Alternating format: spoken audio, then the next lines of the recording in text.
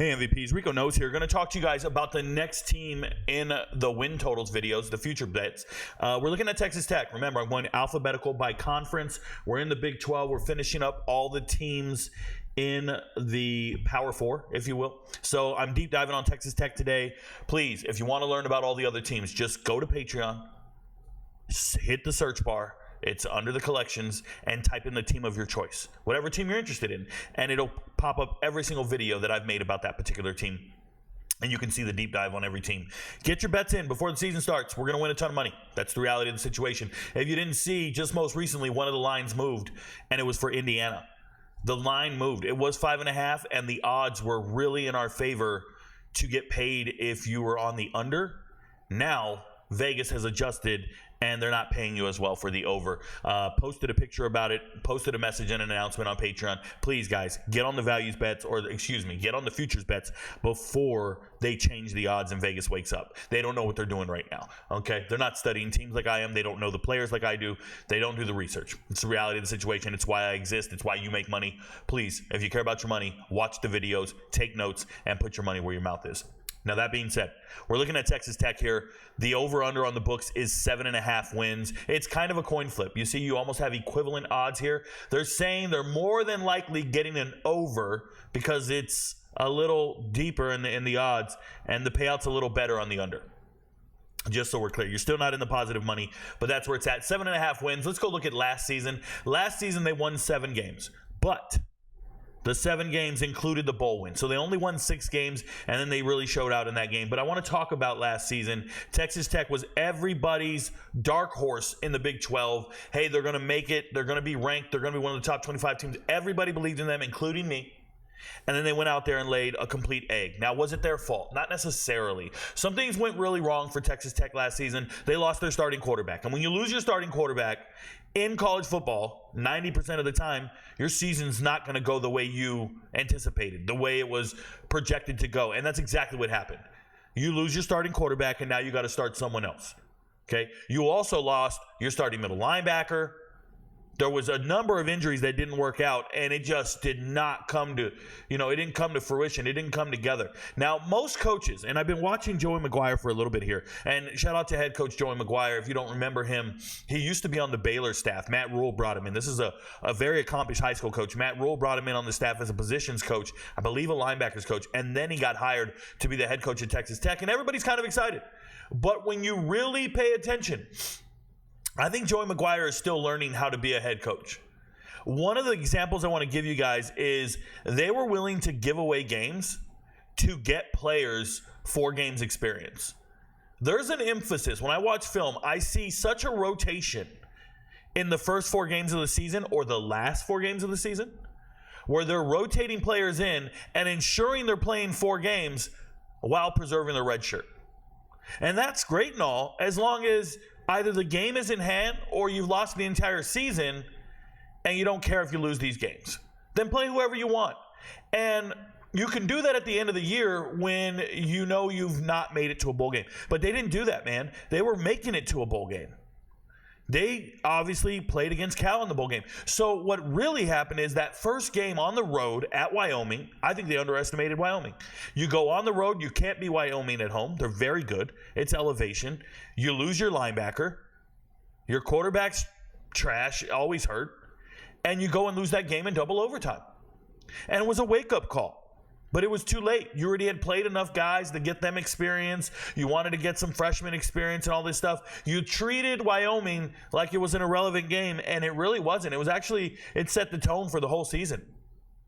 Next week, you play against Oregon. It says Jones AT&T Stadium. That is not Jerry Jones AT&T Stadium. That is what the home field at Texas Tech is called. It's named after some old athletic director I think they used to have, and his wife. But nonetheless, so you play Oregon and you play them well. And we all know Oregon, second best team in the Pac-12, a top 5 team, top 6 team, whatever you want to call them. The only team Oregon ever lost to was Washington last year. Well, they almost lost to Texas Tech. That's how good Texas Tech is. But unfortunately, there's a gap there in preparation and execution. And it's frustrating because they have some people in their coaching staff that I wholeheartedly believe in. wholeheartedly believe in. They have players on this team that I think have NFL talent all over the place. They evaluate talent well. They develop talent well. The problem is, last season, you had a senior-laden defense. A ton of seniors, a ton of transfers, a ton of guys in position. You had the mature team, and they did not get it done. And that's why I fear for Louisville coming up. Louisville went and put all their eggs in one basket for Tyler Shough, and I don't believe in Shough like that. All right, so anyways, you see them the next week. They blow out Tarleton State, and then they go on the road and they lose to West Virginia. And while people thought they're 1-3, the wheels just fell off, they don't understand that wasn't a bad loss. Losing to West Virginia by 7 points wasn't a bad, it was a loss, but we all know now Neil Brown is not on the hot seat and West Virginia's real. So it wasn't a bad loss, but in that locker room, you're 1-3, you've lost the locker room. You're 1-3, you lost the locker room. Emotionally. Somehow they find a way to beat Houston. Houston was terrible, fired their head coach. They go on the road and they beat Baylor. Congratulations, that was supposed to happen. Then the K-State loss. Not surprising. That one at Baylor, totally uncalled for. Losing to Baylor 27-14. At that point, I don't know what you're doing. But they got 2 weeks to prepare. They beat TCU, who was down last year. And then they go on the road. They shock the world and beat Kansas. Beat UCF. That lets you know how good Texas Tech is when they're getting it right. So they finally make it to a bowl game. Yes, they got blown out by 50 points against Texas. Like, you can't get blown out by 50, bro. You're supposed to have a chip on your shoulder. Anybody remember when Michael Crabtree and the boys beat Texas? Oh, I remember it well. 2 seconds left on the clock. Graham Harrell throws an out route to Michael Crabtree.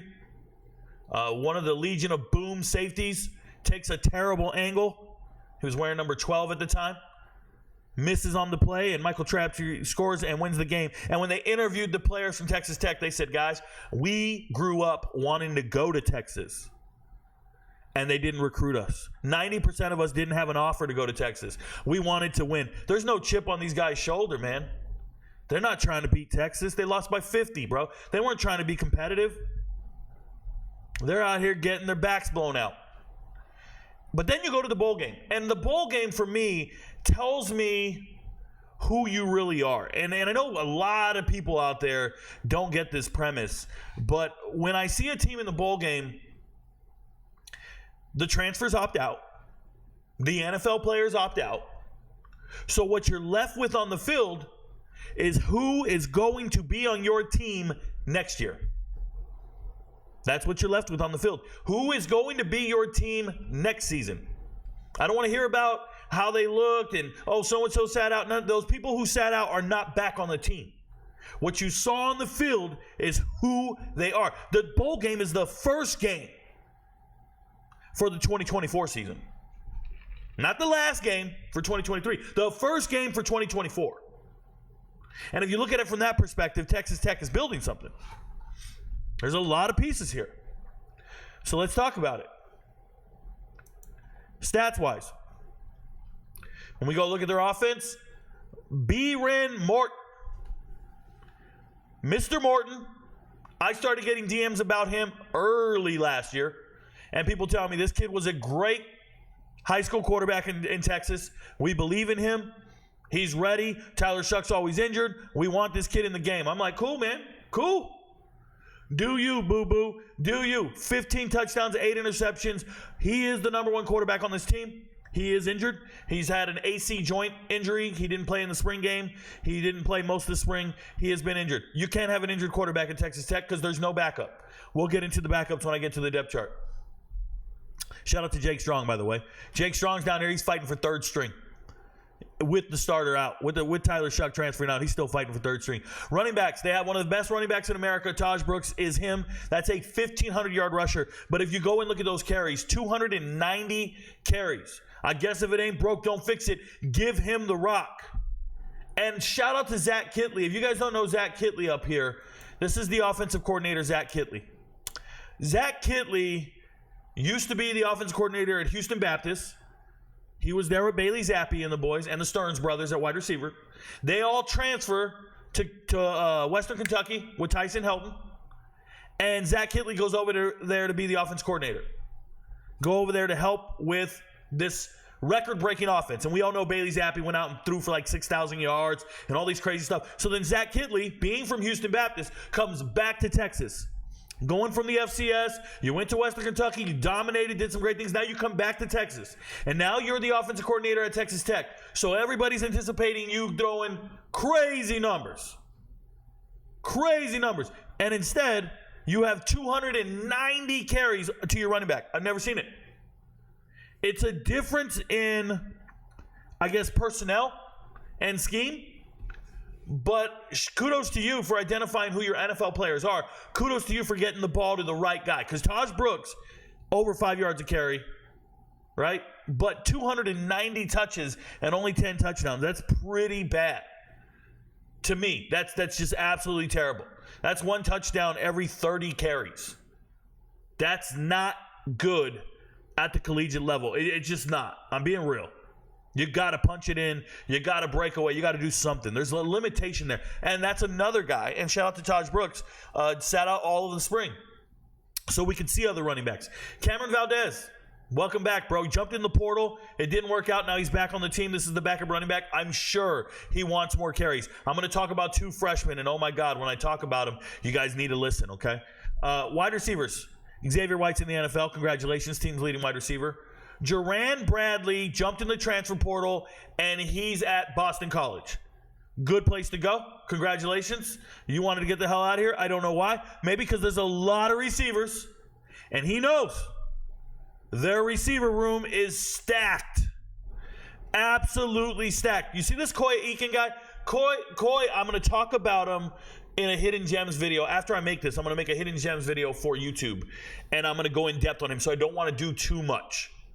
But he was injured in the preseason last year before the season started, so he didn't get to play for like the first couple of months. Once again, they went into those first month or those first games not 100%, missing a lot of key players. Then Aiken, he comes out later in the season and starts dominating. It's a white dude, okay? Starts dominating. I'm telling you, he got a little bit of Cooper Kupp to him, a little bigger. That dude is bad. And the way you know he's good is listen to what I'm saying. You see Miles Price right below him? Miles Price just transferred to Indiana. Indiana's got a receiving corps, by the way. Jordan Brown still on the team. And then there is Dre McCray.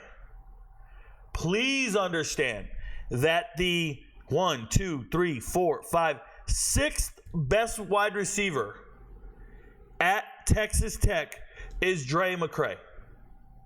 Do you have any earthly idea what that means? Dre McCray, go turn on the tape. I did a video on this young man last year. Go turn on the tape against Alabama. Used to play at Austin Peay, by the way. In the FCS, you see this 1,000-yard receiver right here. This is FCS.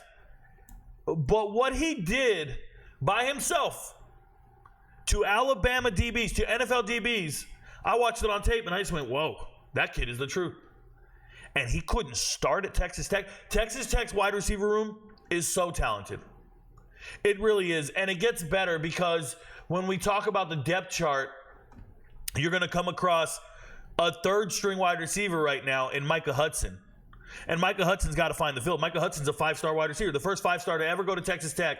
He committed. He's there. He's pairing up with Will Hammond, by the way. Will Hammond threw for like 700 yards, 800 yards in a high school game. I did a video on it. These guys are phenomenal. Freshman incoming. Cameron Dickey, they say safety, that's a running back. I think he was like the leading rusher in Austin. Yeah, I think it's Austin. Somewhere around, I did a video on him on TikTok. He reached out to the channel. He got a high school film review done. Cameron Dickey is him. He's so much, you see how they give him 3 stars? He's better than 4 and 5-star running backs. He really is. And then if you go down this list, I was doing this earlier today. I was going down every single player's film. I'm watching film on every player. Every huddle tape there is. And if you were watching me on TikTok Live, you heard me. I'm watching the tape and I go, oh shit, we found one. I had this epiphany. Well, I'm sitting there watching the film. I'm like, oh my God, we found one.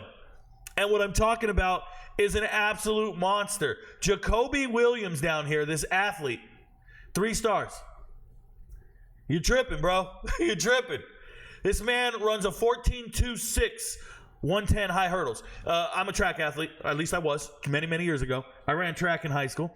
Had my high school records in the hurdles. When I see a guy ran a 14.26 in the 110s and won the state 2A title, bro, I got so much respect for his athleticism, coordination, speed. Turn on the tape, boom. That's an athlete. There's no way Jacoby Williams is not going to get on the field at some point. There's just no way. I'm telling you, look, I don't care about stars. I don't care what the recruiting websites gave him 3 stars. I don't care about none of that. I turned on this man's tape and I went, whoa, that's an NFL athlete right there. Whoa, we got one. I just started screaming, we got one. I know what it is. I evaluate tape all day long. So when I see one, I let you know. And I'll dig down here in the 3 stars all day long. They don't know what they're talking about. They don't know what they're talking about. These recruiting websites don't sit down and don't have that gift. They don't have that eye. So when we talk about this team, let me go back to the stats here.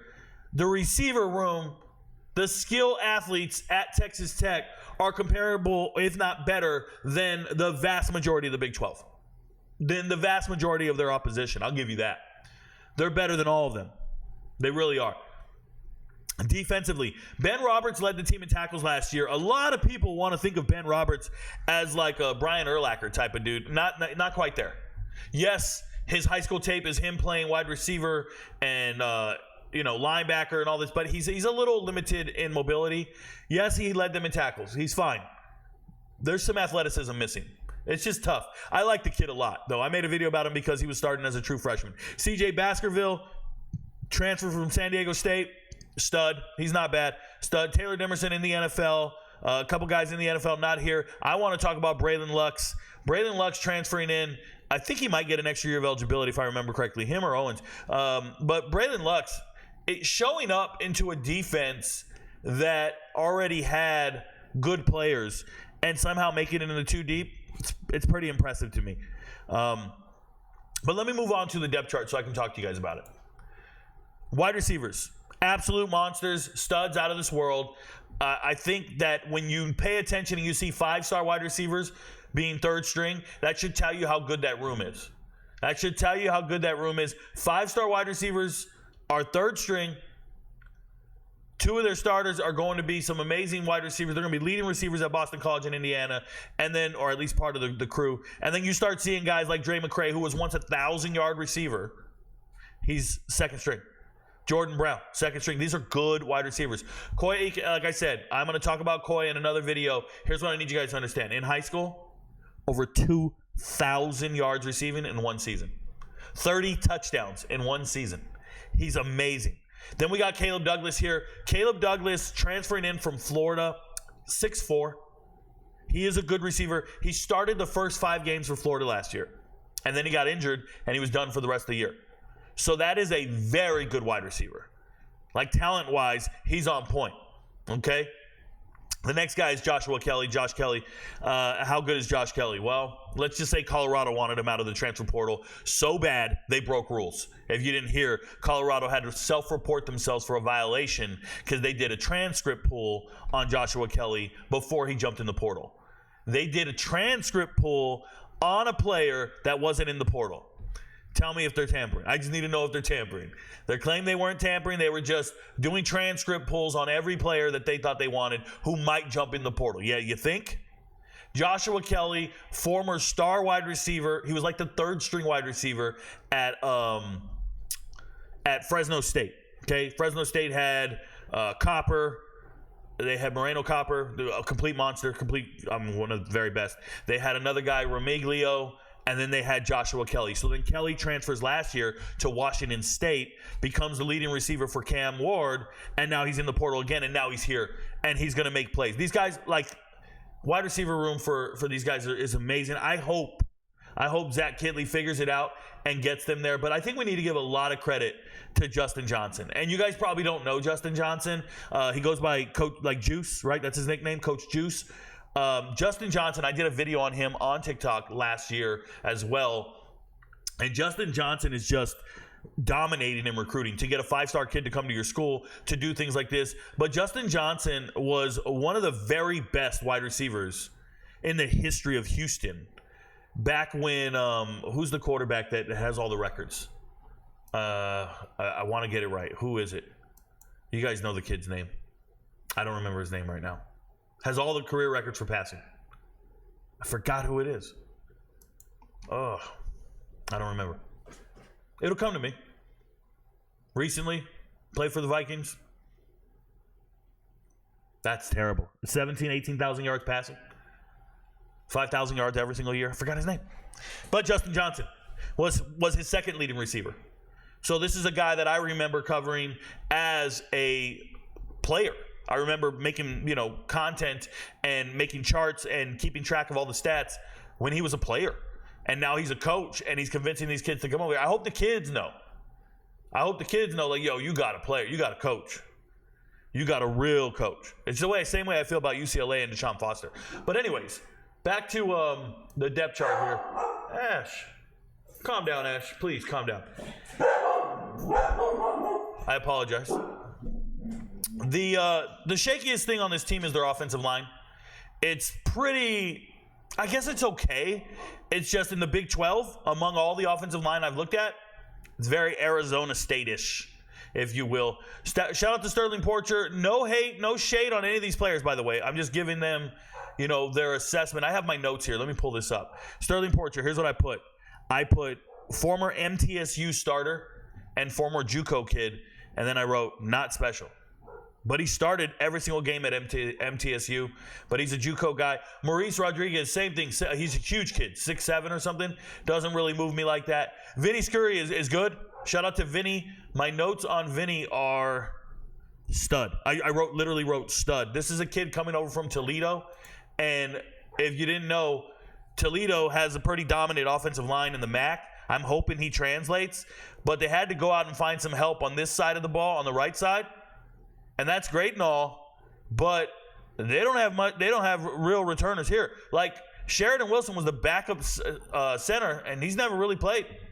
I went to go look for film. Obviously, his high school film is him dominating a bunch of guys I never heard of, but it doesn't move me like that. Okay, Caleb Rogers was a starter last year. Good player. Welcome back. He's kind of versatile. He can go anywhere. Davion Carter used to be a starter for Memphis. And he's here to be a backup. And I know they don't have enough depth at the right guard position. A player I was representing in the transfer portal, when I was reaching out to teams to see if they needed him, right? We reached out to Texas Tech, and he went on a visit. And when he called me back, he was like, Coach just told me that they wanted me. And I thought, okay, they want him to be a starting center. They want him to be, I thought they were looking for his help here because this is one of the best FCS offensive linemen. So he calls me up and he says, hey, I just got done talking to Coach. Coach says they want me to be the second string guard. So that's second string right guard. That means move Davion Carter to center and he'd be in this spot here. That's why you have two names here. And I told him, oh, no, we're not doing that. You're not transferring for, your last year of eligibility to go be on the bench. No way. Just because you want to go to an FBS school, we're not doing that. So I said, no. Tell them thanks for your time, but we're not. Thanks for the visit. We're rolling out. And he actually went to a different school. Ty Buchanan, for me, when I look at Ty Buchanan, he's a backup. He's a backup, always been a backup. Welcome to it. So it just feels like one returning starter and then a lot of vagabonds, if you will. And on the offensive line, I like continuity, and I like guys who are returning all 5 starters. Iowa State, all 5 starters. Kansas, studs. Cincinnati, studs on the offensive line. There's teams out there with a lot of it all put together in the Big 12. Texas Tech's offensive line is a work in progress, and I don't particularly like it. All right. Starting tight end is back, and they went out and got 2 more tight ends. Receiving options, they're not bad. Jalen Conyers coming over from Arizona State, and then John Carlos Miller coming over from Elon. It's fine. Quarterbacks, I already told you. I don't like Morton, but I do. He's there. He's fine. I hope he does well. I don't see a huge ceiling for Morton. Cameron Brown, transferring in from Western Georgia, I believe. West Georgia. It's a Division II school. He's a dual threat guy. And that's what really got him into second string is he can do some things. And Coach Joey McGuire calls him Avery Johnson type quarterback. But he's a dual threat guy. He only threw for 900 yards last year, and he rushed for 400. So, okay, his completion percentage is trash. And I know, I'm looking for tape. I couldn't find tape on him. I'm just looking at box scores. I'm just telling you, trash. I don't like anybody out there completing 52% of their passes. Don't tell me that's your second string quarterback. Jake Strong is probably not going to make the third string. Will Hammond's going to get in some games, 4 of them, and keep his red shirt. Will Hammond's the future of this team, though. Will Hammond, Micah Hudson, as long as they stay at Texas Tech, they're the future of the team. Taj Brooks, complete stud. Cameron Valdez, like I told you, second leading rusher on the team. Back, Cameron Dickey. Don't let the recruiting websites tell you he's a safety. He's a running back. He ain't 3 stars. He's a beast. He will be. He's quiet, though. I want to say this. Even when he reached out to me in the DMs, homie is humble. Like, he wasn't bragging, hey, yo, Unc, you need to check out my video. I'll kill it. Da, da, da. Nope. He was, excuse me, Mr. Rico. I would be, extremely grateful if you gave my film a look and let me know what I can improve on, whatever it was. He was very, very cordial, and I liked it. He came across as a good kid. Hate to say that, but sometimes when you get messages from certain players, they don't come across as a force multiplier in the locker room. Cameron Dickey does. Okay, then there's that kid that I just talked about, and I'll be making a video on him from the recruiting class, Jacoby Williams, the speedster. So I'm really excited about the running back room. Defensive line. Not a lot of big-name guys, but when I was watching film, you see this Amir Washington here? Amir Washington's going to be on the field. I don't care what they're saying. I don't care about none of this. There's some senior Latin dudes here. I get it. Quincy Ledette's been around forever. Okay, these guys have all been in college for a long time. I got you, bro. I know. Trust. Rico knows when I tell you Amir Washington will be on the field. Amir Washington. Speaking of being on the field, Rigby played good. Dylan Spencer, this sophomore. Get him in the rotation. Get him on the field. Next is linebackers. Like I told you, lacking a little bit of speed, but they're leaders. Like, they're leaders of the team. Jacob Rodriguez is the guy that went down with the injury against Wyoming, and then he didn't play for most of the year. Then he came back at the end of the year and helped the team win those 3 games that really mattered in November and got them bowl eligible, and then he didn't play against Texas. But so he kept his red shirt is what I'm trying to get at. But he's a permanent leader on the team. He's like a permanent team captain. Jacob Rodriguez is him. These guys really stick out to me. So shout out to them. Let them keep doing their thing. Secondary, kind of athletic. I think they're doing the best they can. Most of these guys were running backs in high school. I think Braylon Lux was a running back. Most DBs are, but they had to transition from either wide receiver or running back. I want to say Horn was a good running back as well. Chapman Lewis got to play last year. These guys are in the rotation and they're young. I don't necessarily, let me double check my notes on them.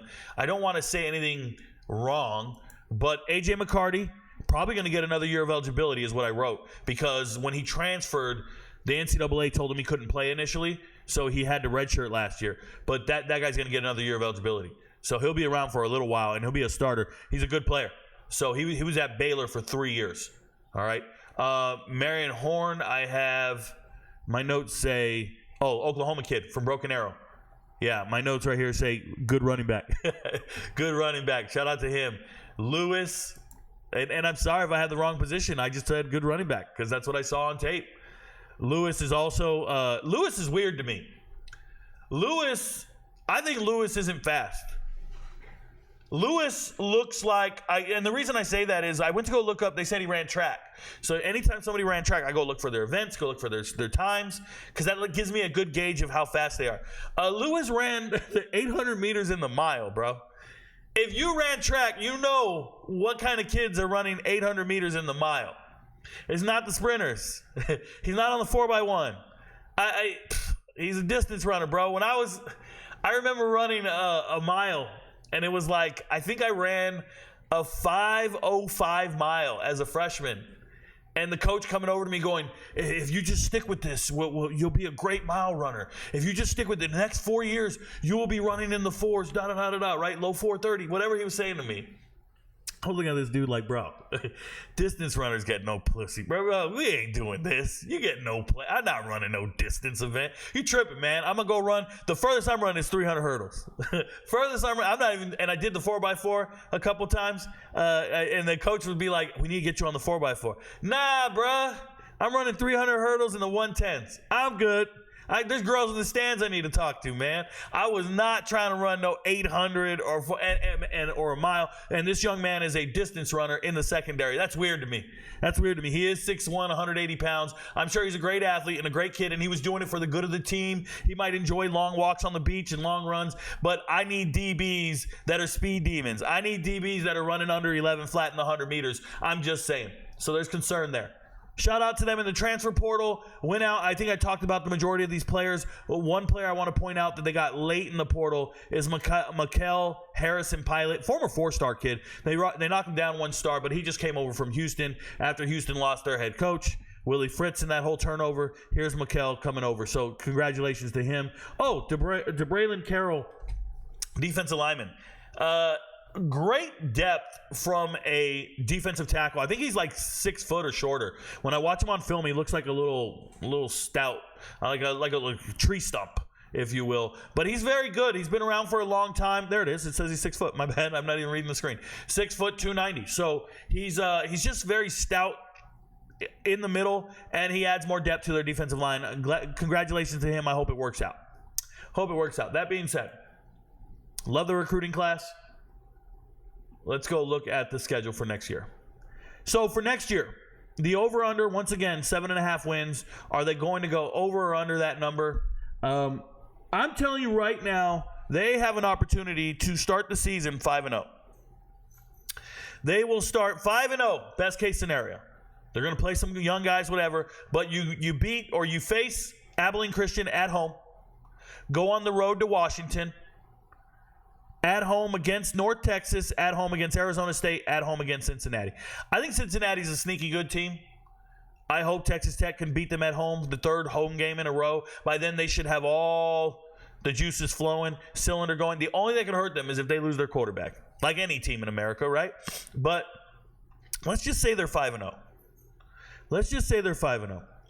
Then they go on the road to Arizona. I do not like the way they match up with Arizona at all. You see that number 11 next to Arizona? That's not an accident. I believe Arizona is one of the top 10 teams in America. I believe Arizona is probably the best team in the Big 12. When I look at rosters and assess players, Arizona, Oklahoma State, Iowa State, Utah, and Kansas, K-State. Like there's levels to this shit, and then there's everybody else. And it's so deep. And the teams that are on the outside looking in from that depth perspective are teams like TCU, Texas Tech, Colorado. And it's because you have a fragmented front seven or a fragmented offensive line. You don't have the continuity of the other teams, equivalent to the other teams. And I feel that way. So I think they lose to Arizona. 2 weeks to prepare for Baylor, and you have them at home. It's a rivalry game. You beat them last year. You can say they beat them. You can say they beat them. Then they go on the road to TCU. I think that those are both very difficult games. I don't see how they win both of those. They could win one. That puts them at 6 wins. They're going to lose at Iowa State. Iowa State's a much better team. And Iowa State is stacked in every position group. I'm so impressed with Iowa State. Iowa State has such a difficult schedule, but I can't stress enough how good Iowa State is. Talent-wise, I've been looking at it. I go over it over and over and over, and I'm like, shit, Iowa State's loaded. Then they got Colorado. If you think they're going to beat Colorado, you put them at 7 wins. If you think they're beating Colorado, you put them at 7 wins. Okay? 2 weeks to prepare for Oklahoma State. I don't think they beat Oklahoma State. I don't think they beat West Virginia. That puts them at 7 wins on the season. So while they're going to start 5-0, unless you have them beating Baylor and TCU, which I have them splitting one of those games, I can't go the over here. I just can't. I don't believe in them like that. At the end of the year, you might have lost the coaching staff by now. You might be down your quarterback by now. The daunting task of trying to win games in conference on the road is scary to me. 1, 2, 3, 4 games on the road. And yes, some of those on the road games are in Texas. One of them is. But I just feel like it doesn't look good in conference play for them. Very good in the preseason. 5-0. Everybody's going to be talking about Texas Tech is ranked. Rico was wrong. And then I think the wheels fall off. So It's a lean. It's not a lock. Let me show you. But I know the team well. That's all I'm saying. Their offensive line is terrible. And I should say this in relation, keep it relative, right? I say terrible. It's not the worst offensive line. It's just the Big 12 has really good defensive lines out there. They have really good position groups that I'm evaluating, and I can see where certain teams are really deep. But if you see down here, you see this chart. Texas Tech, 7.5 wins. I have it the under. It's minus 105, and it's a lean, and I have it for 1 unit, as opposed to the last 3 locks I've made. The leans are here and there. And obviously, we're going to have the record over here. We're going to have the record for locks, the record for leans, and the record for value bets. And we're hoping we're above 50% on every single one of these. So be consistent with your betting scheme. Be consistent with what you put on each group. Pick and choose wisely. But like I said, they just changed the line for Indiana. Or at least they changed the payout. You see how it was plus 128? Now the over for Indiana is now minus 150. And a lot of these odds might be moving like that. You guys, please get on the bets early while you can, while you still have time. We only have 1, 2, 3, 4, 5 teams left to do. I'll be doing 1 team a day with the UFC days, taking those off. So you're looking at another 3 teams this week, and then 2 should be done by next Monday. Okay? And then by that time, we're going to start our daily podcast. And we'll be breaking down every single matchup. Please get to YouTube. Daily podcast. I'll make the announcement on the Patreon, but it'll be every day at 5 p.m. Hope you guys learned a little bit about Texas Tech. Remember, your friends don't know, but Rico knows. Peace, y'all.